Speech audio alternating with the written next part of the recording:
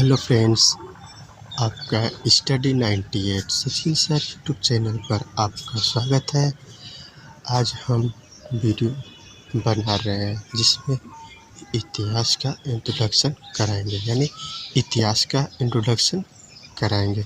इस वीडियो में मतलब कि यूपी ट्रिपल एस सी पेट के माध्यम से, मतलब पेट से रिलेटेड हम इतिहास का इंट्रोडक्शन बनाएंगे। मतलब इतिहास में कैसे टॉपिक आएगा, कहाँ से क्वेश्चन बनेगा, ये सारी चीज़ों को हम इस वीडियो में बताएंगे।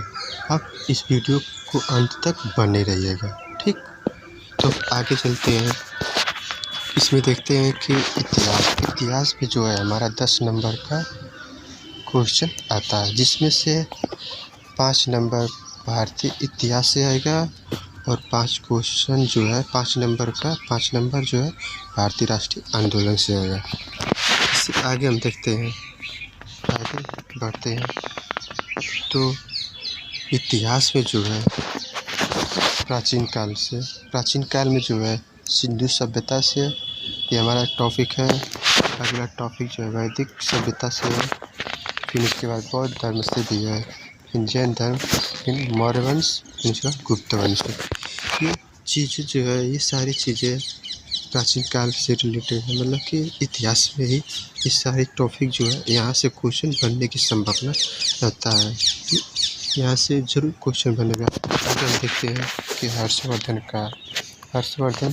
की मृत्यु हो जाती है, तो उसका पुत्र जो है राजपुत्र, मतलब कि राजा बनता है, तो वहाँ से जो हमारा राजपूत काल आ जाता है।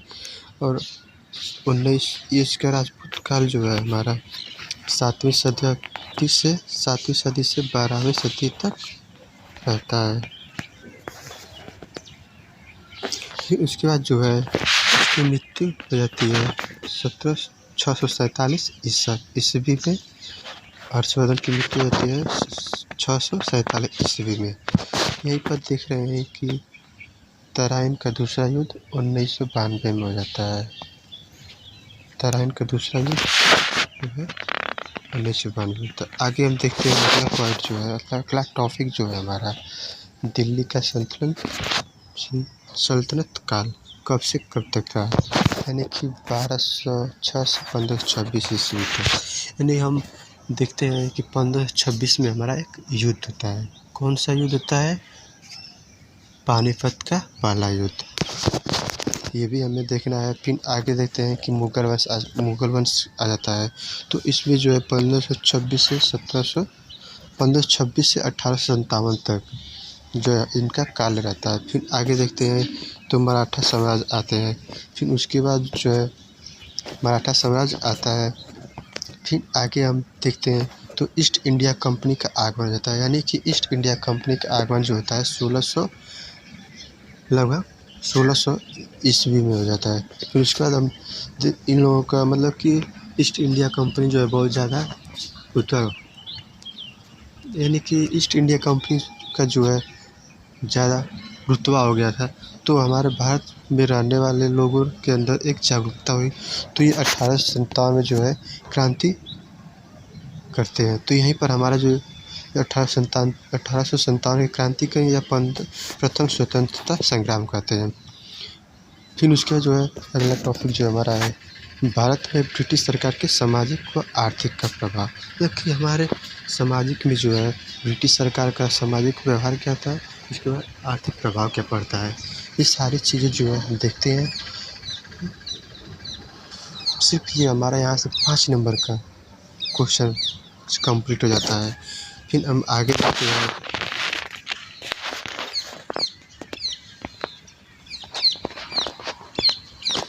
यहाँ से हमारा दूसरा टॉपिक आ जाता है भारतीय राष्ट्रीय आंदोलन। कि भारतीय राष्ट्रीय आंदोलन यहाँ से 5 नंबर का आएगा। इसमें हमको क्या क्या पढ़ना है, देखते हैं कि भारतीय स्वतंत्रता संग्राम के प्रमुख चरण क्या हैं। फिर उसके बाद इसमें आता है स्वदेशी आंदोलन क्या होते हैं, फिर राष्ट्रवाद का उदय कैसे होता है। ये सारे पॉइंटें जो है हम कवर करेंगे। फिर इसके बाद जो है महात्मा गांधी का राष्ट्रीय आंदोलन में क्या योगदान रहता है, यानी कि महात्मा गांधी का राष्ट्रीय आंदोलन यानी कि आंदोलन में योगदान किया था। इसके पहले भी जो है विदेशों में महात्मा गांधी जो है आंदोलन किए थे, लेकिन ये कब से हुआ? जब भारत में दक्षिण अफ्रीका से भारत में आगमन हुआ, यानी कि 1915 में जब भारत में आए महात्मा गांधी, तब से इनका योगदान रहा। यानी कि 1915 से 1947 के बीच में महात्मा गांधी का योगदान क्या रहा है, ये सारी चीज़ें जो है हम कवर करेंगे। इस यहाँ से यहाँ तक जो है हमारा 5 नंबर का कवर हो गया। 5 नंबर अगले पेज पर देखा थे। 5 नंबर ये हमारा पूरा कुल मिला जाए के जो है 10 नंबर का क्वेश्चन तैयार हो गया। तो हम आगे बढ़ते हैं कि इतिहास, यानी इतिहास हमारा क्या है, यानी कि हम कुल मिला जुला कर देख रहे हैं कि हम यहाँ से इतिहास हमारा जो है इतिहास जो है स्टार्ट हो जाता है। ठीक, तो हम कुल मिला कर जो है सिंधु सभ्यता तक ले चलते हैं। सिंधु सभ्यता से स्टार्टिंग करेंगे, वहाँ से मज़ा आएगा पढ़ने में। ये सब चीज़ें जो है पुरानी बातें हैं, लेकिन यहाँ से क्वेश्चन आ जाता है। जैसे कि प्राग ऐतिहासिक काल किसे कहते हैं? प्राग ऐतिहासिक काल किसे कहते हैं? यानी कि पाषाण काल में, इसमें पाषाण काल यानी कि इतिहास जो है 3 भागों में बांटा गया है। प्राग ऐतिहासिक काल, अर्ध ऐतिहासिक काल और ऐतिहासिक काल। ठीक, तो प्राग ऐतिहासिक काल पाषाण काल है, लेकिन इसमें जो पाषाण काल में हमें जानकारी मिलती है कि लिखित जानकारी का अभाव नहीं था। यानी कि पाषाण काल में जो है हमें लिखने की जानकारी को प्राप्त नहीं मिला है। ठीक, तो हम आगे बढ़ते हैं। अर्ध ऐतिहासिक काल में जो है लिखित जानकारी मिली, यानी कि हमें जो है लिखने की जानकारी मिलती है, परंतु उसे पढ़ा नहीं गया था। यानी कि हमें लिखने की, जैसे हम मानते हैं कि हमारे घर में छोटे बच्चे रहते हैं तो उनका एडमिशन किया जाता है स्कूलों में, तो वहाँ पर टीचर कहते हैं कि आप लिखो, लिखते हैं, लेकिन उसको जो है पढ़ नहीं पाते हैं। यानी कि जब बस वो बच्चे जो लिखते जाते हैं, उसी तरह से जो है प्राग अर्ध ऐतिहासिक काल में लिखने की जानकारी थी, लेकिन वहाँ पर पढ़ा नहीं गया था। ठीक, इसी तरह से हम ऐतिहासिक काल में जो है ऐतिहासिक काल को हम 3 भागों में बांटते हैं। ऐतिहासिक काल को जो है 3 भागों में बांटा गया है। जैसे प्राचीन काल हो गया, मध्य काल हो गया और आधुनिक काल हो गया। ठीक, तो हम प्राग ऐतिहासिक काल में पढ़ेंगे जो है प्राग ऐतिहासिक काल को भी 3 भागों में बांटा गया है। यानी कि पूरा पाषाण काल, प्राग ऐतिहासिक काल को भी 3 भागों में बांटा गया है। पूरा पाषाण काल, मध्य पाषाण काल और नवपाषाण काल। यानी पूरा पाषाण काल को प्रारंभ काल मतलब कहाँ से स्टार्टिंग हुआ था, यानी कि 10,000 ईसा पूर्व से स्टार्ट हुआ था। पूरा पाषाण काल जो है 10,000 ईसा पूर्व से स्टार्ट हुआ था। इसमें जो है अग्नि की खोज कर ली गई थी। क्या है कि इसमें अग्नि की खोज कर ली गई थी, और इसमें जो है हमें शिकार भी करना स्टार्ट कर दिए थे। जिससे कि जैसे पत्थर होता है तो बड़े बड़े पत्थर से उपकरण बनाते थे, उसमें काटने पीटने की औजार बना नहीं, सिर्फ पत्थर देख लिए तो उसी से स्टार्ट कर दिए थे अपना शिकार भी। ठीक, तो हम आगे देखते हैं कि मध्य पाषाण काल। अब मध्य पाषाण काल में जो है इसका टाइम पीरियड कहाँ से कहाँ था? 10,000 ईसा पूर्व से 5,000 ईसा पूर्व तक। यानी कि मध्य पाषाण काल का जो टाइम पीरियड था 10,000 ईसा पूर्व से 5,000 ईसा पूर्व तक। इसमें जो है छोटे उपकरण मतलब कि औजार के रूप में जो है हम उसको काटने पीटने की कला को सीख लिए थे, तो उसमें छोटे छोटे उपकरण को जो है औजार बनाते थे पत्थरों से और उससे शिकार करते थे। और मध्य पाषाण काल में एक तो सोचने की बात है कि मध्य पाषाण काल में जो है पशु को पालना भी स्टार्ट कर दिए थे। क्या? पशुओं को पालना स्टार्ट कर दिए थे। ठीक, तो आगे चलते हैं नवपाषाण काल में। यानी कि नवपाषाण काल में जो है इसका टाइम पीरियड था 5,000 ईसा पूर्व से 1,000 ईसा पूर्व तक। यानी कि नवपाषाण का टाइम जो था 5,000 ईसा पूर्व से 1,000 ईसा पूर्व। इसके हम आगे देखते हैं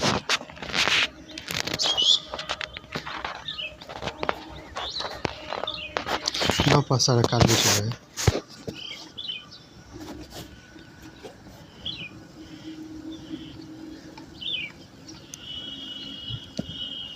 यानी नवपाषाण काल में जो है पत्थर के साथ साथ मिट्टी के उपकरण बनाना भी सीख लिए थे। यानी कि हम इसके नवपाषाण काल का जो नवपाषाण काल में जो है हम मिट्टी के बर्तनों का उपकरण बनाना सीख लिए थे पत्थर के साथ साथ। यानी पत्थर के औजार तो बनाते थे और उसी के साथ जो है मिट्टी के बर्तन भी बनाना सीख लिए थे। इसका नेक्स्ट पॉइंट जो है यानी कि दूसरा पॉइंट जो है पहिए की खोज। यानी पहिया बनाना भी सीख लिए थे। यानी पहिया किस तरह से बनेगा, तो लकड़ी का बनेगा, लकड़ी का तो अभी सच नहीं मिले। यानी पत्थर के पहिए जो है हम बनाने स्टार्ट कर देते। यानी पहिए की खोज हम कर लिए थे। किस लिए कर लिए थे? नवपाषाण काल में जो पहिए की खोज कर लिए थे।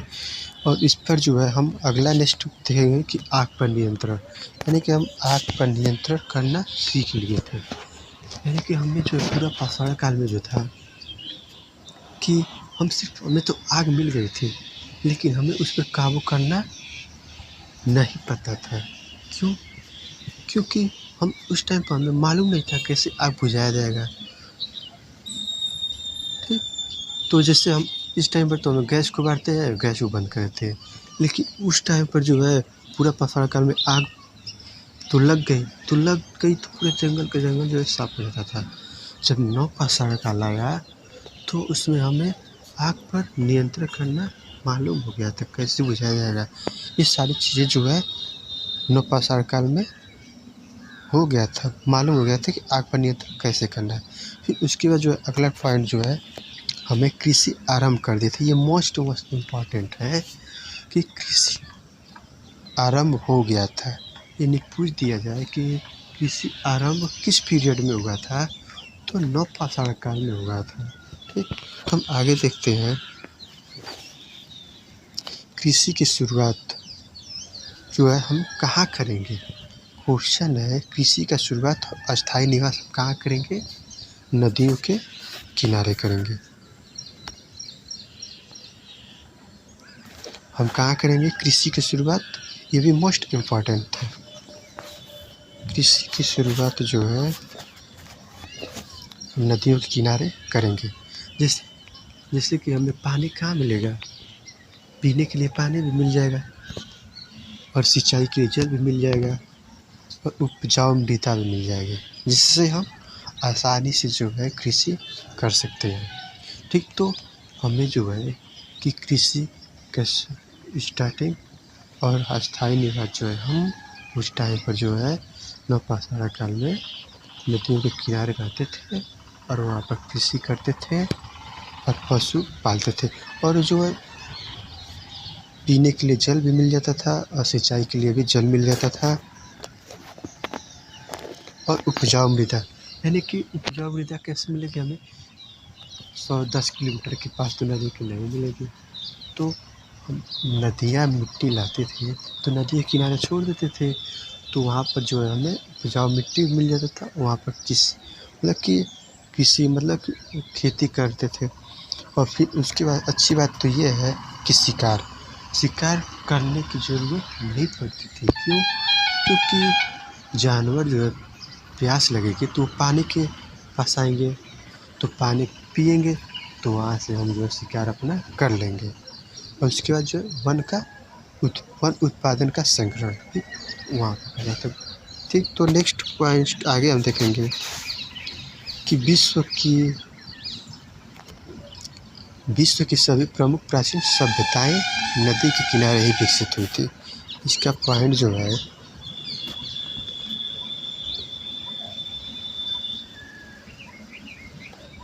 विश्व की सभी प्रमुख प्राचीन सभ्यताएं नदी के किनारे ही विकसित हुई। क्यों?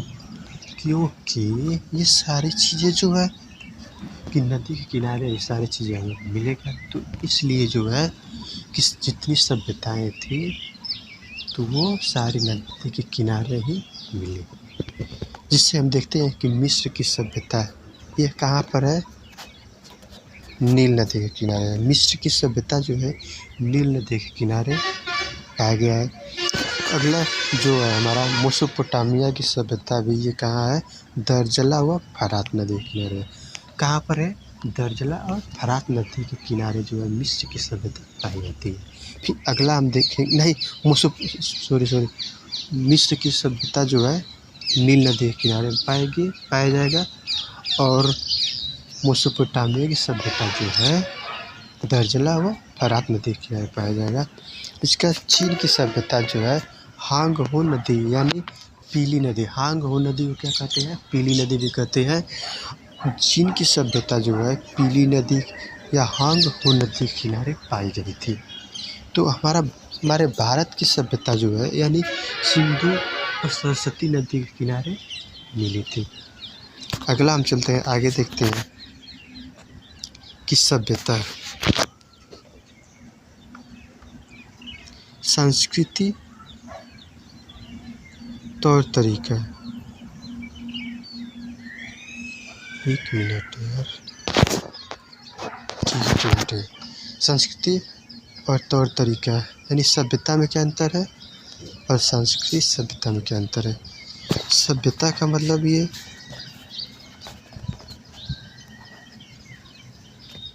सभ्यता का यह है कि सभा से बनाना, इसके शाब्दिक अर्थ जो है तौर तरीके, ठीक।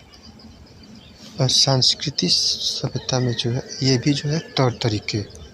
तो इसमें अंतर क्या है, देखा जाता है ये तो सिर्फ सेम है, लेकिन एक बात जो है सभ्यता में जो है शारीरिक जो है बाहर से है, यानी कि बाहर से जो है, और इसमें जो है संस्कृति को आत्मा कहा गया है। जैसे आत्मा हमारे अंदर शरीर है, हमारे अंदर शरीर के अंदर जो आत्मा है, ठीक।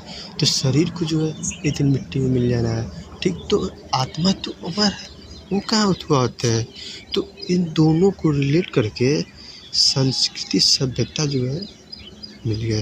जैसे कि आंतरिक इसकी भाषा जो है, भाषा ये रीति रिवाज के तरीके जो है ये सिर्फ संस्कृति में आता है, और इसमें जो है सभ्यता में जो है सिर्फ घर, बर्तन, जैसे घर बनाना, बर्तन बनाना, ये सारी चीज़ें क्या है, बाहरी है। इसका अंतर यही है, ठीक। तो हम नेक्स्ट देखते हैं आगे।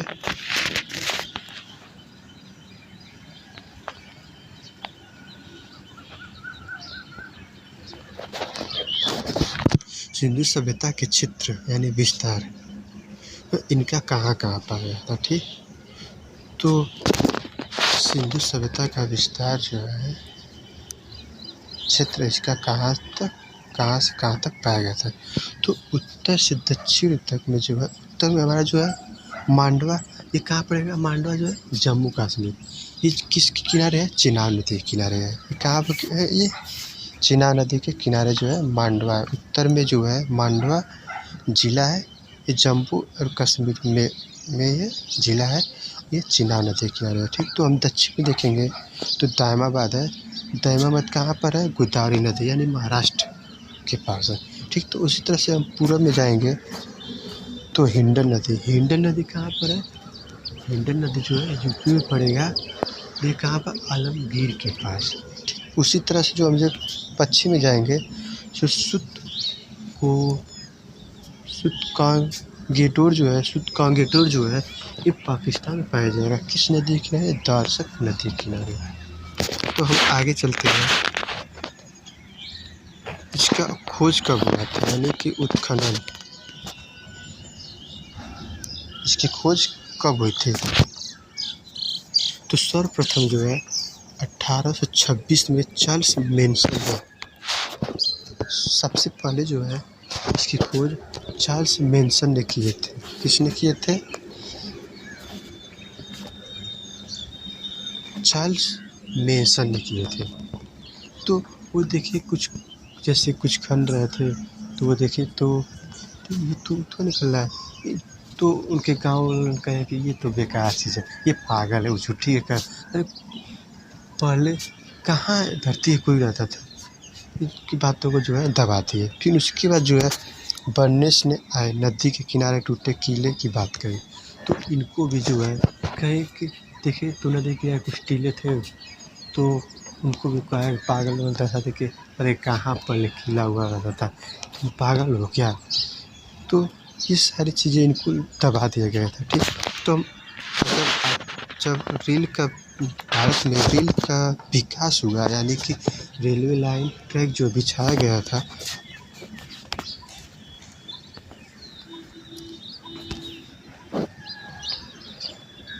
तो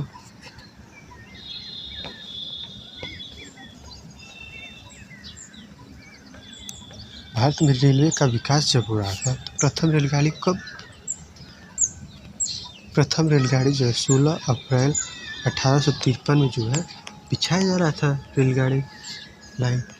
तो उस टाइम पर जो है कुछ विद्वानों ने कहा कि 1853 में रेलवे लाइनों को विद्वानों का कार्य प्रारंभ हुआ, यानी कि विद्वानों का जो है प्रारंभ हो गया। कब? 1853 में, यानी कि हमारा पहला रेलगाड़ी जो है मुंबई से थाने तक चली थी। ठीक, 1853 में। तो रेलवे लाइनों को विद्वानों का कार्य प्रारंभ हुआ, यानी कि जब देखा गया कि ये बताया गया कि जैसे विद्वानों आए तो पूछा है तो उनको कहा कि जाओ लाइन बिछाओ। रेलवे लाइन की ट्रैक जो है बिछाया जाता था, तो वो कार्य चल रहा था। तो उनमें से कुछ मज़दूरों ने कहा कि अरे सर देखिए वहाँ कुछ ईंटें पड़े हैं। तो वहाँ से जो है ईंटें को 50-100 के लोग तो थे ही, तो वहाँ से ईंटें निकालते लगे। तो 1 दिन हुआ, 2 दिन हुआ, 3 दिन हुआ, 4 दिन, ये चलता गया। तो ये जो विद्वान थे ये कहे कि अरे ये तो यहाँ पर ईंटा ख़त्म ही नहीं हो रहा है। तो कुछ कर्निंग जो था वो कहा कि उससे बात किया तो कहा कि अरे सर ये तो यहाँ पर ईंटा जो है ख़त्म ही नहीं हो रहा है, कुछ आप पुराने तत्वों को खोज रहे थे। तो उन्होंने कहा कि अरे आप झूठ कह रहे हो। तो वो बातें नहीं माने, तो इन्होंने जो है कि तब कराची से लाहौर तक, यानी कि हमारा लाइन जो बिछा था कराची से लाहौर के मध्य एक रेलवे लाइन जो बिछाया गया था। जो इसमें जो बंधु जो वैज्ञानिक जो विद्वान थे, बटन और बंधु जो थे, John button and William button, ये 2 लोग थे। तो ये लोग जो 2 लोग जो थे ये कुछ ईंटों का प्राप्त किए थे। ये दोनों लोग जो थे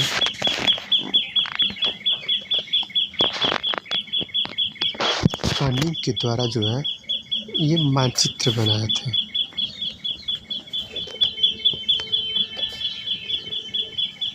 सबसे पहले जो है कर्निंग जो है हड़प्पा का मानचित्र बनाया। फिर उसके बाद जो है इन्हीं को जो है पुरातत्व विभाग का जनक भी कहा जाता है। किनको?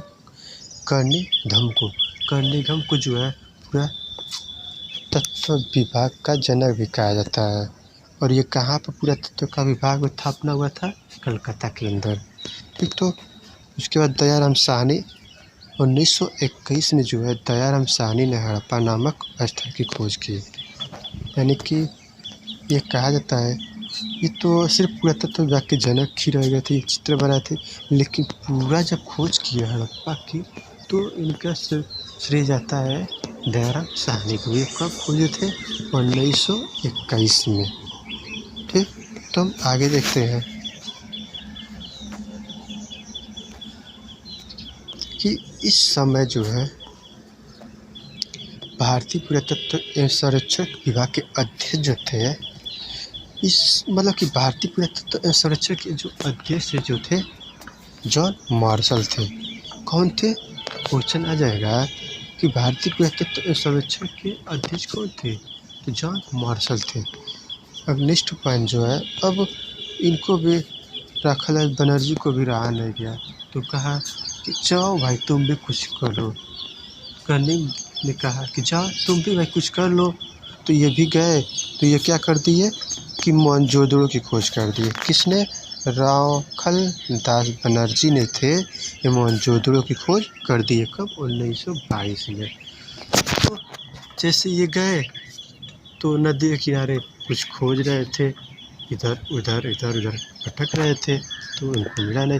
तो कुछ लोगों ने कहा कि अरे वहाँ पर मत जाना, वो बहुत ऊंचा जो टीला दिख रहा है वहाँ पर मत जाना, वहाँ पर भूत पीछे से रहते हैं।